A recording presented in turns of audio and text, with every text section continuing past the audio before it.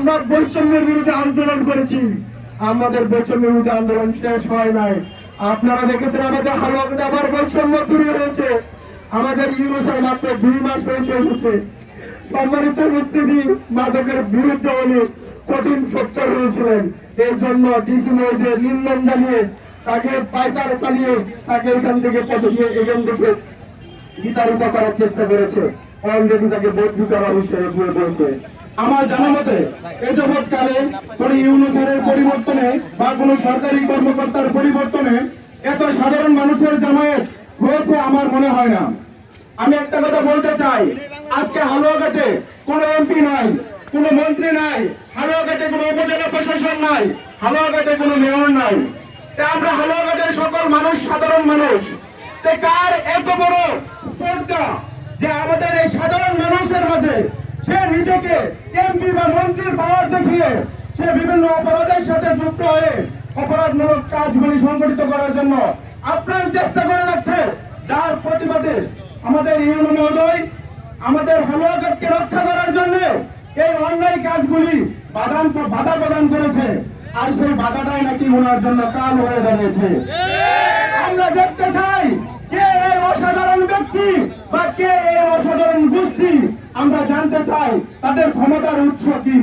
2-3 বছর কোন ইউনো দায়িত্বে থেকে যে কাজগুলো করতে না পারে, আমাদের মেয়র যে কাজ করতে না পারে, আমাদের এমপি যে কাজগুলো করতে না পারে, গত 2 মাস 11 দিনে আমাদের ইউনো মহোদয় সেই কাজগুলো করে দেখিয়েছেন।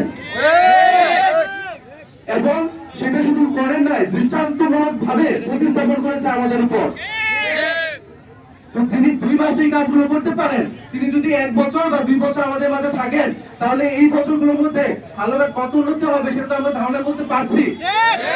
সেই বিধায় হালুয়াঘাটের জনগণ আজ একত্রিত হয়েছে যে আমরা নাকি হালুয়াঘাটে পহরা রাখতে চাই। উপর থেকে এটা নির্দেশ দিচ্ছে এখানে নাকি জনভোগান্তির সৃষ্টি হচ্ছে। হালুয়াঘাটের জনগণ সেটা বলো, এখানে কি জনভোগান্তির সৃষ্টি হচ্ছে? আমি যেটা মনে করি সেটা হলো ওনার অপরাধটা হলো উনি ভারত থেকে অবৈধভাবে চীনে আসতে দেন না। উনি ভারত থেকে অবৈধভাবে গরু চোরা চালানি হতে দেন না। উনি অবৈধভাবে কাউকে অবৈধ সুবিধা দিয়ে পার্সেন্টেজ খেয়ে বালু উত্তোলন করতে দেন না। তিনি ইতিমধ্যেই আমাদের এই যে বাম পাশে যে সিএনজি স্টেশন ছিল রাস্তার উপরে, বাস স্ট্যান্ড ছিল রাস্তার উপরে, যে বাস স্ট্যান্ডের কারণে আমাদের দক্ষিণ প্রাথমিক বিদ্যালয়ে দুইটি অঘটন ঘটেছে, দুইটি অ্যাক্সিডেন্ট ঘটেছে। সেই বাস স্ট্যান্ডকে উনি যথাস্থানে অর্থাৎ প্রকৃতপক্ষে যে বাস স্ট্যান্ড সেখানে উনি সরিয়ে দিয়েছেন, এটাই তার অপরাধ। উনি তার অপরাধ হলো ওনার কাছে গেলে প্রয়োজন ছাড়া অতিরিক্ত কথা বলা যাবে না, একটা নোটিশ দেওয়া আছে। আমরা অতিরিক্ত কথা এবং চাটুকারিতা পছন্দ করে বেশি, উনি এটা পছন্দ করেন না, সেই জন্য ওনাকে এখান থেকে বদলি করা হয়েছে।